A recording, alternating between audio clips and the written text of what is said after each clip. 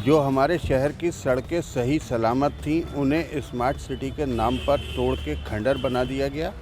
उसके साथ हादसे हुए हैं, जानें भी गई हैं। माननीय मुख्यमंत्री जी से मुरादाबाद शहर के कारीगरों के लिए काफ़ी उम्मीदें थीं, लेकिन 4.5 सालों में मुरादाबाद शहर के 3 लाख आर्टिजनों को कोई सरकारी लाभ नहीं मिला। नमस्कार, मैं शरद गौतम और आप देख रहे हैं यूपी तक। 2022 विधानसभा चुनाव का बिगुल बज चुका है और इस समय हम खड़े हुए हैं मुरादाबाद के पीतल नगरी में, जो ब्रास इंडस्ट्री के नाम से मशहूर है। हमारे साथ शहर के कुछ लोग यहाँ मौजूद हैं। आइए उनसे बात करते हैं कि इन 4.5 सालों में यहाँ इन्होंने क्या बदलाव देखे। जी, क्या नाम है आपका? मेरा नाम सैयद गानिम मियाँ। गानिम मियाँ जी, आप क्या करते हैं? मैं ब्रास इंडस्ट्री से हूँ और सोशल वर्कर भी। क्या बदलाव आपने देखे इन 4.5 सालों मुरादाबाद के? मुरादाबाद के 4.5 साल के बदलाव की करें बात तो हमें आशाएं सारी पार्टियों से न होकर ख़ास तौर से अपने मुख्यमंत्री जी से थी। जो हमारे शहर की सड़कें सही सलामत थीं उन्हें स्मार्ट सिटी के नाम पर तोड़ के खंडर बना दिया गया। उसके साथ हादसे हुए हैं, जानें भी गई हैं। अगर हम विकास की बात करें तो इस 4.5 साल में मुरादाबाद में कम से कम कोई डेवलपमेंट नहीं हुआ। हमें उम्मीद थी कि आज तक मुरादाबाद को यूनिवर्सिटी की सौगात नहीं मिली है, लेकिन बीजेपी गवर्नमेंट में ज़रूर यहाँ पे हमें यूनिवर्सिटी मिलेगी। हमें उम्मीद थी कि जैसा कि मुख्यमंत्री जी ने स्वयं ऐलान किया था मुरादाबाद को मेडिकल कॉलेज मिलेगा, मेडिकल कॉलेज भी मुरादाबाद को नहीं मिला। अगर हम बात करें एयरपोर्ट की, आज 12-14 साल से एयरपोर्ट बन रहा है, जबकि जब चाहें आप चालू कर सकते हैं। अभी एक मंत्री जी ने आके कहा 31 मार्च को वो स्टार्ट होगा। अगर हम उनके यहाँ पे देने की सौगात की बात करें तो ये कह सकते हैं कि मुरादाबाद शहर में ऑक्सीजन नहीं मिली, यहाँ पे हज़ारों लोगों की मौतें हो गई। अगर हम 4.5 साल का आकलन करें तो मेडिकल व्यवस्था पूरी धड़ाम हो चुकी है। अगर हम 4.5 साल की और 5 साल की इनकी टोटल बात करते हैं, मुरादाबाद में कोई एक भी विकास का प्रोजेक्ट अभी तक नहीं हुआ है। अगर हम इस 4.5 साल की बात करते हैं, मुरादाबाद के अंदर ये पीतल नगरी है, कारीगर का बहुल शहर है। यहाँ पे दस्तकारों के लिए कोई मार्केटिंग सेंटर नहीं है, जबकि हमने माननीय मुख्यमंत्री जी से मैंने स्वयं डायरेक्ट कहा था कि इसकी आवश्यकता है। 1 डिस्ट्रिक्ट 1 प्रोडक्ट को उन्होंने लॉन्च किया, बहुत उसकी धूमधाम से हुई, इनॉग्रेशन भी हुआ, लेकिन वास्तविकता यह है कि मुरादाबाद में अधिकारियों के ऊपर उनका कंट्रोल ना होने की वजह से GMDIC उसको धरातल पे नहीं उतार पाए, उसका भी हमें कोई लाभ नहीं मिला। अगर हम 4.5 साल का आकलन करेंगे, मुरादाबाद के साथ मुरादाबाद मंडल को कोई चीज़ ऐसी नहीं मिली है, ना कोई रोड कनेक्टिविटी मिली, ना एयर कनेक्टिविटी मिली। ट्रेनें जितनी चल रही थी वो रुक गई। मुरादाबाद से बॉम्बे की ट्रेन की डिमांड थी, यहाँ पे नए प्लेटफार्म की डिमांड थी, यहाँ पे रेलवे ट्रैक की डिमांड थी। डिमांड का चार्टर हर दफ़े स्वयं मुख्यमंत्री जी ने लिया है। यहाँ पे मुख्यमंत्री जी और योगी आदित्यनाथ साहब कई बार आए हैं और उन्होंने स्वयं यहाँ का आकलन किया है। मुरादाबाद सिटी के अंदर भी विज़िट किया है, लेकिन कहीं पर सिर्फ़ और सिर्फ ऐलान के अलावा ना कागज़ों से आगे बात बढ़ी है, ना अधिकारियों ने उन्हें गंभीरता से लिया, ना किसी भी बात का इम्प्लीमेंट मुरादाबाद में किया गया है। देखिए, ख़ास बात ये निकल के आई है कि जो ब्रास इंडस्ट्री है मुरादाबाद, वहाँ मेन जो कारीगरों की समस्या है, जो कामगार हैं और ब्रास इंडस्ट्री से जुड़े हुए जितने भी प्रोसेस हैं, मैन्युफैक्चरर हुआ, एक्सपोर्टर हुआ, उनके लिए खास वो नहीं है और कोई विकास कार्य ऐसा नहीं हुआ जिसे बताया जैसा है। आइए हम कुछ और लोगों से बात करते हैं। क्या नाम है आपका? हबीबुर रहमान, ब्रास आर्टिजन हूँ साहब। माननीय मुख्यमंत्री जी से मुरादाबाद शहर के कारीगरों के लिए काफ़ी उम्मीदें थीं, लेकिन 4.5 सालों में मुरादाबाद शहर के 3 लाख आर्टिजनों को कोई सरकारी लाभ नहीं मिला।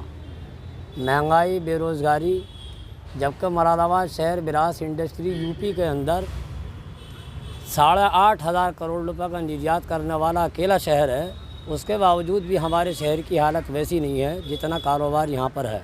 शहर के कारीगर, मैन्युफैक्चरर और एक्सपोर्टर सब परेशान हैं। सरकार को उनकी तरफ ध्यान देना चाहिए।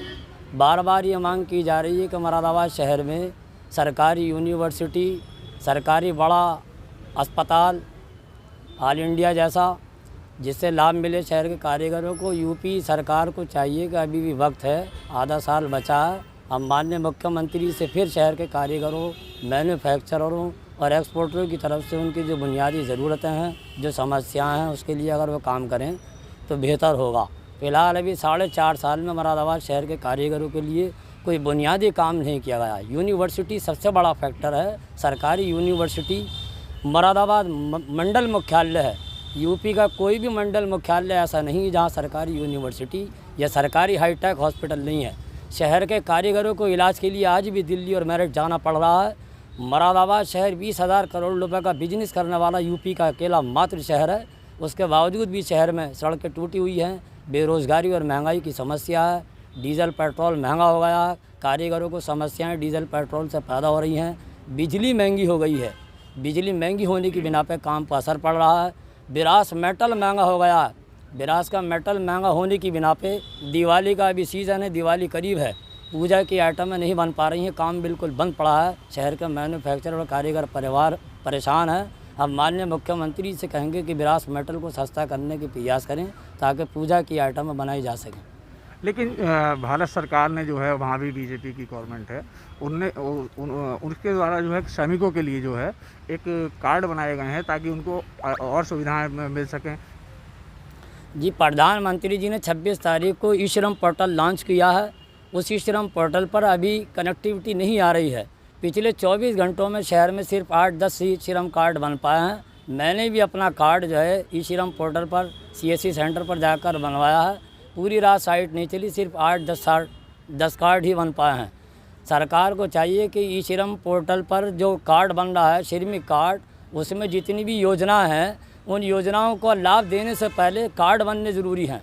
3 लाख आर्टिजनों में से अगर 1.5 लाख आर्टिजनों के कार्ड बन गए, श्रमिक कार्ड, तो उन्हें लाभ मिलेगा। लेकिन शहर के कारीगर भागे फिर रहे हैं, ऑनलाइन वर्क करने वाले परेशान हैं, CSC सेंटर वाले परेशान हैं, लोग जन सेवा केंद्र वाले सब परेशान हैं। साइट बिल्कुल नहीं चल रही है। पिछले 24 घंटों में मेरा कार्ड जो है बड़ी मुश्किल से बना है, लेकिन बन गया। उसमें सुनने में आया है कि योजनाएं काफ़ी हैं। कार्ड ये है, मैं दिखा रहा हूँ आपको। सुनने में तो ये आ रहा है प्रधानमंत्री जी के इस कार्ड में, श्रमिक कार्ड में काफ़ी योजनाएं मिलेंगी। 2 लाख रुपए का दुर्घटना बीमा है। और सुनने में ये भी आया है आयुष्मान योजना कार्ड अगर किसी का नहीं है तो इस कार्ड के माध्यम से 5 लाख रुपए तक का इलाज भी किया जाएगा। योजना अगर वाकई अच्छी है, इसका लाभ मिलेगा, तो पहले कार्ड बनने चाहिए। उसकी जो साइड है उससे चालू 24 घंटे रहना चाहिए। हम प्रधानमंत्री से रिक्वेस्ट करेंगे कि इस योजना में मुरादाबाद शहर के ज़्यादा से ज़्यादा कारीगरों के कार्ड बनने के लिए उसके पोर्टल को सुचारू किया जाए ताकि वो सही तरीके से चल सके। आइए, हमारे साथ कुछ और लोग भी मौजूद हैं, आइए उनसे भी बात करते हैं। जी, क्या नाम है आपका? जी, मेरा नाम सनी है। सनी जी, क्या करते हैं आप? जी, मैं बिज़नेस करता हूँ। किस चीज़ का बिज़नेस है? जी, मेरा रिटेल कॉस्मेटिक, जनरल कॉस्मेटिक का बिज़नेस है। क्या आप मुरादाबाद के रहने वाले हैं? मुरादाबाद में 4.5 सालों में क्या विकास कार्य आपने देखे? जी, 4.5 सालों में मैंने एक चीज़ ये सबसे पहले बड़ी तो ये देखी है कि जो भी सरकार योजनाएं बनाती हैं, चाहे वो किसी भी विभाग को लेकर हो, वो योजनाएं कभी भी फुलफ़िल नहीं हो पाती। और जितनी भी हमारी, जैसे आप कह सकते हैं, मुरादाबाद ब्रास सिटी से बहुत फेमस है, तो जो हमारी लेबर है, एक तो वो पहले ही कोरोना की मार से इतनी ज़्यादा परेशान है और जो योजनाएं वो चाहती है उन तक पहुंच नहीं पाती। तो मैं यही कहना चाहूँगा सरकार से कि जितनी भी योजनाएं आप बनाते हैं, सबसे पहले तो उसका फुलफिल अमेंडमेंट करिए, जिससे कि वो इम्प्लीमेंट हो और लोगों तक पहुँच पाएँ। और दूसरी चीज़ मैं ये कहना चाहूँगा, जैसे आप सड़कें देख सकते हैं, मुरादाबाद की सड़कें इस टाइम इतनी ख़राब हैं कि अगर कोई गिर गया तो कोई उसे उठाने वाला भी नहीं है कि कोई उसका सही उपचार करा सके। अगर आप देखें तो मुरादाबाद में आधे से ज़्यादा सड़कें ऐसी हो रही हैं कि कीचड़ आ जाता है और लोग गिरते हैं, और फिर होता क्या है, फिर कोई सुनवाई नहीं होती, और जो बड़े अधिकारी होते हैं उन तक बात करने जाओ तो वो भी नहीं सुनते हैं। तो मैं यही चाहता हूँ कि सबसे पहले तो आप जो स्मार्ट सिटी कहते हैं, उस स्मार्ट सिटी का पूरा कार्य करें। जहाँ पर स्मार्ट सिटी की जो भी उपलब्धियाँ हैं, जो चीज़ें हैं, वो होनी चाहिए। उसके बाद इस चीज़ को उस चीज़ पे अमल करें। और अब बात आती है कि जैसे आपके पास अभी टाइम है, तो आप वो कार्य करके दिखाइए जो कार्य अभी तक मुरादाबाद में नहीं हुए हैं। जैसे कि आप बिजली को ले सकते हैं। बिजली विभाग में क्या है, नंगे खंभे पड़े हैं, तारे पड़ी हैं, कोई टेढ़ा है, कोई मेढ़ा है। मतलब मैं तो ये समझता हूँ कि किसी की भी मौके पर वही मौत हो सकती है अगर कोई चीज़ अगर नहीं सही तरीके से करी गई तो। क्योंकि तारे भी ऐसी लटकी हुई हैं कि अगर आप कहीं पूरे बाज़ार में या कहीं भी किसी भी मेन रोड पर आप चले जाइए तो खंभों की हालत ये है कि मतलब अगर गिरा खंभा तो मतलब आप समझ सकते हैं कि किसकी और क्या उस टाइम मौके पर मौत होगी। आप ये देख सकते हैं कि कितनी बुरी हालत है। तो मैं तो यही चाहूँगा कि आप जो मेन चीज़ें हैं उन चीज़ों पे गौर फरमाइए। और अभी आपके पास बहुत समय है। अब जैसा कि मेरे भाई लोगों ने कहा कि एयरपोर्ट बनना चाहिए और जैसे आजकल की यंग पीढ़ी है उनको नौकरी नहीं मिलती है, तो उन लोगों के लिए कुछ सोचना चाहिए कि कोई ऐसी योजना बनाए या यहाँ पर कोई ऐसा सिस्टम बनाए कि जिससे आदमी को नौकरी भी मिले और आगे अपने कार्यों में सफल हो। जी, क्या नाम है आपका? पीयूष शर्मा। पीयूष शर्मा जी, क्या करते हैं आप? मैं स्टूडेंट हूँ। स्टूडेंट हैं जी। तो क्या आप स्टूडेंट हैं, आप पढ़े लिखे हैं, पढ़ाई कर रहे हैं, आप मुरादाबाद में देखते हैं 4.5 सालों में क्या विकास हुए हैं, आपने क्या देखा? देखिए, विकास तो बहुत हुए हैं, लेकिन विकास के साथ साथ जो गलतियां हैं मैं उन्हें बताना चाहूँगा। क्योंकि मुरादाबाद में मेडिकल लाइन में सबसे ज़्यादा किल्लत देखने को मिली है। जैसे कि अभी कोरोना काल में ऑक्सीजन की ज़्यादा किल्लत हुई थी और ऑक्सीजन को लेकर लोग ज़्यादा परेशान हुए थे। ऐसे ही जिला अस्पताल में भी बहुत ज़्यादा परेशानी देखने को मिली। डायलिसिस की मशीनें नहीं हैं, डायलिसिस के पेशेंट का इलाज नहीं हो सकता, उसको मेरठ मेडिकल कॉलेज रेफ़र किया जाता है। और सबसे मेन मुद्दा है मुरादाबाद की सड़कों का। सड़कों पे आए दिन लोग गड्ढों में गिर के हादसे का शिकार हो रहे हैं, तरह तरह की चोटें लगती हैं। और गड्ढा मुक्त करने का ऐलान किया था सरकार ने, जो सरकार नहीं कर पा रही है।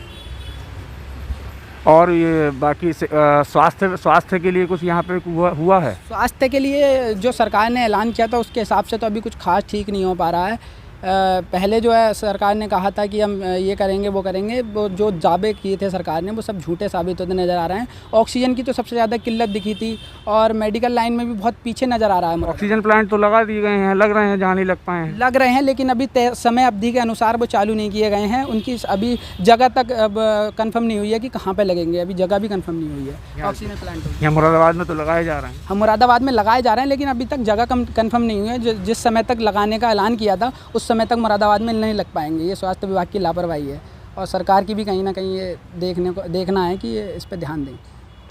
जी, क्या नाम है आपका? मेरा नाम फिज़ाउर रहमान है। क्या करते हैं आप?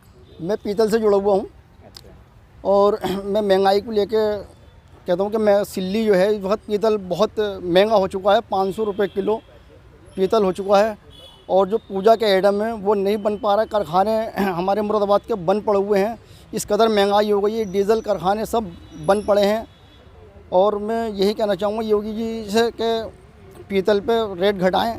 एक टाइम वो था कि 80 रुपये किलो सिल्ली थी, हम चाहते हैं कि वही टाइम आवे, लोगों के चेहरों पर मुस्कुराहट आवे।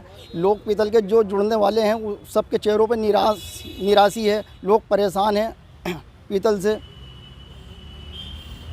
और यही सड़कें वगैरह जो हैं मतलब सब टूटी फूटी हैं, गड्ढे हैं, इनमें इसको सही करो। तो ये थी मुरादाबाद की जनता, जिनमें जो है पीतल कारीगर भी थे, स्टूडेंट भी थे, व्यापारी भी थे। सब ने अपनी अलग अलग बात रखी, सबका अपना अलग अलग ही करना है। लेकिन मेन जो है, क्योंकि मुरादाबाद ब्रास सिटी है और यहाँ बहुत बड़ी पीतल इंडस्ट्री है, तो सबसे ज़्यादा लोग उसी में परेशान हैं, वो काम नहीं कर पा रहे हैं, जिसकी वजह से जिसका असर यहाँ मुरादाबाद में देखने को मिल रहा है। शरद गौतम, मुरादाबाद, यूपी तक।